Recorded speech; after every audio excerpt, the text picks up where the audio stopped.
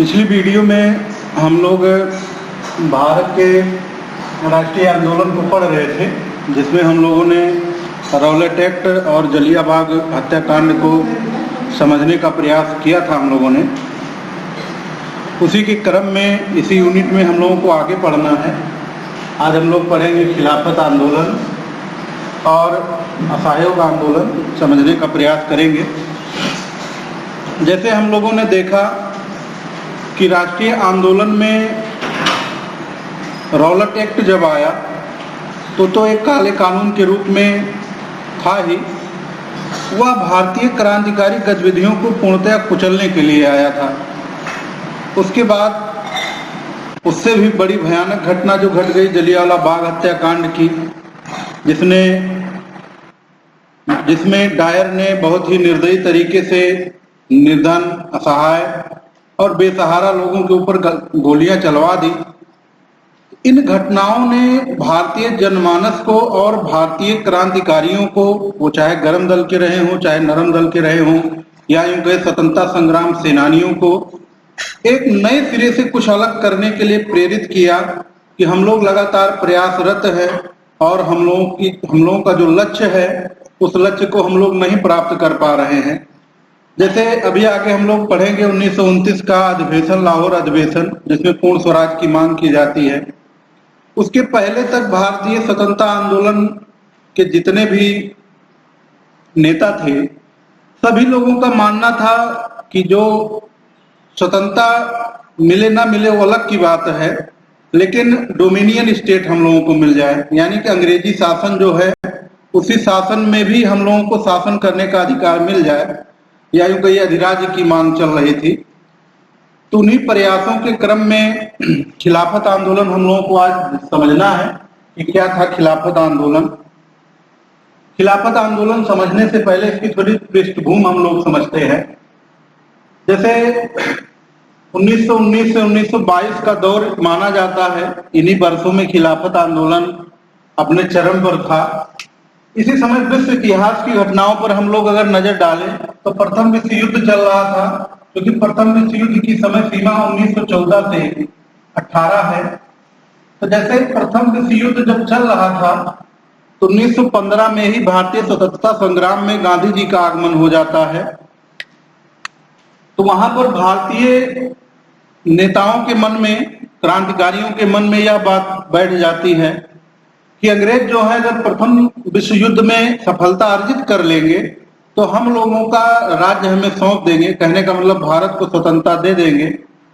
लेकिन इन सारी चीजों पर कुठाराघात तब लगता है जब 1918 में प्रथम विश्व युद्ध समाप्त हो जाता है और किसी प्रकार की कोई स्वतंत्रता सहूलियत भारतीय लोगों को अंग्रेज नहीं प्रदान करते हैं।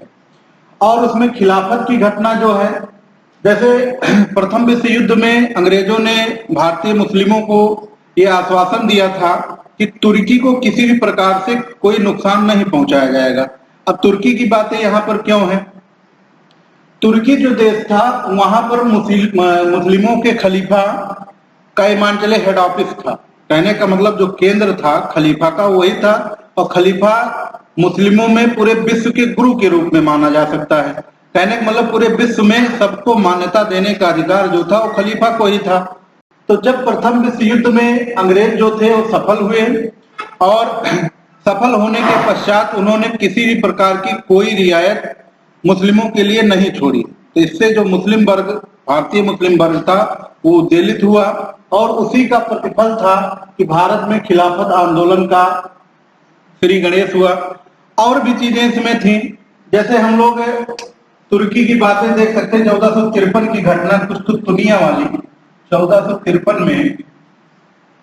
1453 में कुस्तुंतनिया पर जब तुर्कों का अधिकार हो जाता है तो उसके पहले के जो यूरोपवासी थे, या दूसरी भाषा में कहे जो अंग्रेज थे, अन्य देशों से जो व्यापार करते थे उसी मार्ग से वो आते थे। तो तुर्कों ने जब उस मार्ग पर अधिकार कर लिया तो वहां पर इनका जब मार्ग अवरुद्ध हो गया तो उसी के बाद फिर समुद्री मार्गों की खोज होती है, जिसको हम लोग भारतीय इतिहास में भी पढ़ते हैं और पूरे विश्व इतिहास में भी इन सारी घटनाओं को पढ़ा जाता है। तो यहाँ पर जब खलीफा के पद को समाप्त कर दिया गया, या यूं कहिए खलीफा की मान्यता को समाप्त कर दिया गया। तो उसी के एवज में भारतीय मुस्लिमों द्वारा जो आंदोलन चलाया गया उसी को हम लोग खिलाफत आंदोलन के रूप में जानते हैं। अब खिलाफत आंदोलन का कॉन्सेप्ट यही है, मुख्य कॉन्सेप्ट। अब इसमें क्वेश्चन कहाँ से बनते हैं, क्या मुख्य क्वेश्चन है, उसको मैंने नोट किया है, उसको हम लोग समझने का प्रयास करेंगे। अब इसमें खिलाफत आंदोलन 1919 से 1922 तक की इसकी महत्वपूर्ण घटनाएं हैं, ये बात हमारे ध्यान में रहनी चाहिए। दूसरी महत्वपूर्ण घटना है सीवर्स की संधि, इसको हमें ध्यान में रखना है, अगस्त 1920 में हुई थी। अब सीवर्स की संधि के बाद ईमान के लिए खलीफा के पद को जब समाप्त किया गया या उस प्रकार की मान्यता नहीं दी गई या तुर्की का विघटन कर दिया गया, तो उसमें क्या क्या भारतीय नेताओं द्वारा गतिविधियां हुई। अब जैसे सितंबर 1919 में खिलाफत समिति के सम्मेलन की अध्यक्षता महात्मा गांधी ने की। कहने का मतलब अपने भारत में खिलाफत समिति का गठन किया गया और उसका सम्मेलन बुलाया गया कि हम लोग अंग्रेजों के खिलाफ इस प्रकार की गतिविधियां संपन्न करेंगे। उन्हीं गतिविधियों की अध्यक्षता जो की वो महात्मा गांधी ने की थी। इसको हमें ध्यान में रखना है कि सितंबर 1919 में जब खिलाफत समिति का सम्मेलन बुलाया गया तो उसके अध्यक्ष महात्मा गांधी थे। एक शिष्टमंडल डॉक्टर अंसारी के नेतृत्व में वायसराय से मिलने कहाँ गया, इंग्लैंड गया। इसको भी हमें ध्यान में रखना है। कहने का मतलब जो खलीफा के साथ यहाँ पर अन्याय हुआ था उस अन्याय से अवगत कराने के लिए वायसराय से मिलने के लिए डॉक्टर अंसारी के नेतृत्व में एक शिष्टमंडल को इंग्लैंड भेजा गया। आगे फिर है अबुल कलाम आजाद, प्रमुख क्रांतिकारी नेताओं में गिने जाते हैं। इनकी पत्रिका थी, अब इस पत्रिका को हमें ध्यान में रखना है, अल हिलाल है और कामरेड। इन दो पत्रिकाओं के माध्यम से पूरे भारतीय जनमानस को जागरूक करने का कार्य इन्होंने किया कि किस प्रकार से अंग्रेज अप्रत्यक्ष रूप से हम लोगों का शोषण कर रहे हैं और हम लोग इसी विश्वास में हैं कि आने वाले समय में हमें ये किसी न किसी प्रकार से स्वतंत्रता दे देंगे, जो कि हमारे मन का सिर्फ छलावा मात्र है, उसके अलावा कुछ भी नहीं है। और इसका ताजा उदाहरण भारत ने प्रथम विश्व युद्ध में देखा कि जहां पर लोगों की मंशा ये थी कि अंग्रेज अगर प्रथम विश्व युद्ध में सफल हो गए तो कहीं न कहीं भारतीय लोगों का जो इतने दिनों से प्रयास चल रहा है कि हम लोगों को डोमिनियन स्टेट मिले या स्वतंत्रता मिले, कुछ न कुछ देंगे, लेकिन अंत में कुछ भारतीय लोगों को हाथ नहीं लगा। तो ये अल हिलाल और कामरेड नामक दो पत्रिकाएं ध्यान में हमें रखना है, खिलाफत आंदोलन के लिए महत्वपूर्ण है। इन पत्रिकाओं के माध्यम से इन्होंने जनमानस में ये बात फैलाई कि अंग्रेज किस प्रकार से हमारे साथ धोखा कर रहे हैं। लास्ट पॉइंट इसमें ध्यान रखिएगा, 1924 में जब तुर्की में कमाल पाशा के नेतृत्व में सरकार बनी, यहाँ एक पॉइंट ध्यान में रखना है हमें, जब 1924 आता है तो तुर्की में कमाल पाशा के नेतृत्व में सरकार बनती है और वहां खलीफा पद को ही समाप्त कर दिया जाता है। इस प्रकार से 1924 तक खिलाफत आंदोलन की सारी गतिविधियां समाप्त हो जाती है, क्योंकि खलीफा के लिए ही यहाँ पर युद्ध चल रहा था। उस पद को मान्यता अंग्रेज नहीं दे रहे हैं, उसीलिए खिलाफत आंदोलन चलाया गया था। लेकिन जब कमाल पाशा के नेतृत्व में 1924 में तुर्की में नई सरकार बनी तो उन्होंने खलीफा के पद को ही समाप्त कर दिया। तो चूंकि जब वो पद ही नहीं रहा तो खिलाफत आंदोलन भी मान के लिए उसके पहले ही कमजोर पड़ गया था, लेकिन यहाँ तक आते आते पूरी गतिविधियां उसकी भी समाप्त हो गई। तो ये मुख्य बातें हैं जिसको हमको ध्यान में रखना है खिलाफत आंदोलन से संबंधित। सीवर्स की संधि अगस्त 1920 में, सितंबर 1919 में खिलाफत समिति का जब सम्मेलन हुआ तो उसकी अध्यक्षता महात्मा गांधी ने की। एक शिष्टमंडल गया वायसराय से मिलने इंग्लैंड, तो डॉक्टर अंसारी के नेतृत्व में गया था। अबुल कलाम आजाद की पत्रिका हमें ध्यान में रखना है, अल हिलाल और कामरेड के माध्यम से लोगों का इन्होंने सहयोग किया, क्योंकि पत्रिकाओं का क्रांतिकारी आंदोलन में बहुत महत्वपूर्ण भूमिका रही है।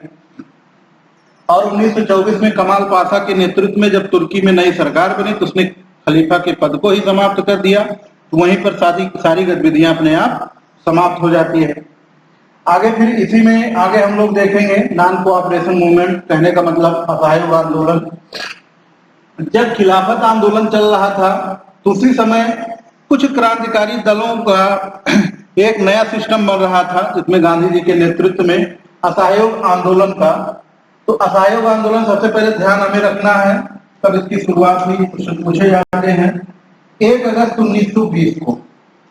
अब असहयोग आंदोलन था क्या या क्यों इसको शुरू करने की आवश्यकता हुई? इसको शुरू करने के लिए यहाँ पर देखिए हमने नोट किया है रॉलेट एक्ट जलियांवाला बाग हत्याकांड और खिलाफत आंदोलन के उत्तर में। कहने का मतलब रॉलेट एक्ट की घटना हुई, अंग्रेजों ने कोई संतोषजनक कार्य भारतीयों के लिए नहीं किया। जलियांवाला बाग हत्याकांड हुआ, उसमें उन्होंने हंटर कमेटी बना करके उस रिपोर्ट में भी लीपापोती कर दी, सही एग्जैक्ट आंकड़ा भी नहीं प्रस्तुत किया गया। इससे जनमानस, भारतीय जनमानस जो था वो अंदर ही अंदर उद्वेलित था इन घटनाओं से, और खिलाफत आंदोलन में भी उस प्रकार से सफलता नहीं मिल पा रही थी। इसीलिए भारतीय क्रांतिकारियों ने भारतीय राष्ट्रीय कांग्रेस के कलकत्ता अधिवेशन में असहयोग आंदोलन प्रस्तुत करने का प्रस्ताव पेश किया गया। असहयोग का मतलब सरकार का किसी भी प्रकार से सहयोग नहीं करना है, वही असहयोग आंदोलन था। इसका भी नेतृत्व महात्मा गांधी ने ही किया। अब यहाँ पर पॉइंट यही महत्वपूर्ण हम लोगों को ध्यान में रखने का, असहयोग आंदोलन क्यों चलाया गया। तो जैसे पूर्व में हम लोग पढ़े हैं, रॉलेट एक्ट की घटना, जलियांवाला बाग हत्याकांड और खिलाफत आंदोलन अभी हम लोग देख ही रहे हैं। इन घटनाओं के उत्तर में जब भारतीय लोगों को किसी प्रकार की कोई सफलता नहीं मिल पा रही थी, तो लोगों ने फिर सोचा कि कोई कुछ नया किया जाए, कुछ अलग किया जाए, जिससे सरकार झुके, हम लोगों की मांगे माने। तो उसी के एवज में असहयोग आंदोलन चलाने का प्रयास किया जाने लगा। अब उसके लिए कहां से प्रस्ताव आया। 1920 में कलकत्ता में कांग्रेस महासमिति का एक अधिवेशन आयोजित किया गया, इसको हमें ध्यान में रखना है। 1920 में कलकत्ता में कांग्रेस महासमिति का अधिवेशन आयोजित किया गया। इसके अध्यक्ष उस समय लाला लाजपत राय थे। इस अधिवेशन में ही असहयोग आंदोलन का प्रस्ताव लाया गया। अब इस असहयोग आंदोलन के प्रस्ताव में गांधी जी ने क्या कहा। गांधी जी ने यहाँ पर कहा कि अंग्रेजी सरकार शैतान है, जिसके साथ सहयोग करना अब संभव नहीं, जिसके साथ सहयोग संभव नहीं है। अतः हम यह कैसे स्वीकार कर सकते हैं कि नवीन व्यवस्थाएं हमारे स्वराज का मार्ग प्रशस्त करेंगी। स्वराज्य की प्राप्ति के लिए हमारे द्वारा प्रगतिशील अहिंसात्मक असहयोग की नीति अपनाई जानी चाहिए। ऐसा विचार महात्मा गांधी का था कि हम नई व्यवस्थाएं अगर प्राप्त करना चाहते हैं तो हमें असहयोग आंदोलन चलाना ही होगा और किसी भी प्रकार का हम सरकार का सहयोग नहीं करेंगे। अब यहाँ पर एनी बेसेंट का कोटेशन है, इसको हम लोग देख लेते हैं, वक्तव्य है गांधी जी का, यहाँ हमने 60 नोट किया है, बाकी और लंबा है। उन्होंने कहा अंग्रेजी सरकार शैतान है, जिसके साथ सहयोग संभव नहीं है। एनी बेसेंट ने क्या कहा। उन्होंने कहा यह प्रस्ताव भारतीय स्वतंत्रता को सबसे बड़ा धक्का है। तो कहने का मतलब ये, और जो भारतीय स्वतंत्रता संग्राम सेनानी थे वो नहीं चाहते थे कि असहयोग आंदोलन चलाया जाए, या उसके कार्य क्रियाकलापों से या उसकी गतिविधियों से या उसके कार्यों से संतुष्ट नहीं थे। लेकिन अब वहां पर प्रस्ताव लाया गया था तो लोगों ने अपने अपने विचार रखे।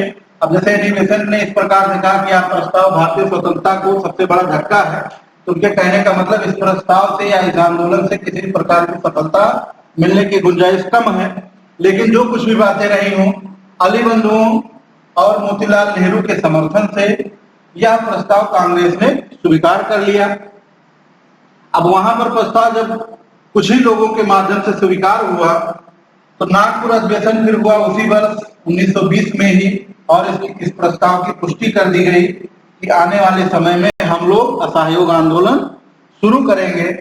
गांधी जी ने, अब असहयोग आंदोलन चूंकि शुरू हुआ तो गांधी जी ने सबसे पहले कैसर-ए-हिंद की उपाधि त्याग दी। जमनालाल बजाज ने राय बहादुर की उपाधि त्याग दी। तो क्योंकि जब इन्होंने उपाधियां अपनी लौटा दी, क्योंकि कैसर-ए-हिंद की उपाधि प्रथम विश्व युद्ध में अंग्रेजों को सफलता मिलने के बाद गांधी जी को दी गई थी, इन उपाधियों का त्याग उन्होंने किया।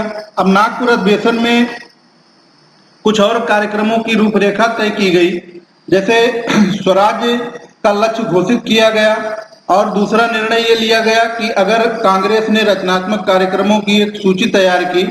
अब उसमें क्या क्या निर्णय लिया गया रचनात्मक कार्यों में, जैसे सभी वयस्कों को कांग्रेस का सदस्य बनाया जाएगा, यानी जितने भी वयस्क लोग होंगे जो स्वतंत्रता से इंटरेस्टेड होंगे, जो चाहते होंगे, जिनकी भूमिका सक्रिय रहती है, ऐसे सभी लोगों को कांग्रेस का सदस्य बनाया जाए। 300 सदस्यों की अखिल भारतीय कांग्रेस समिति का गठन किया जाए, यानी कि 300 सदस्यों, अखिल का मतलब, अखिल भारतीय का मतलब पूरे भारत लेवल पर एक कांग्रेस समिति का गठन किया जाए जो इसके कार्यक्रम को सही प्रकार से संचालित करे।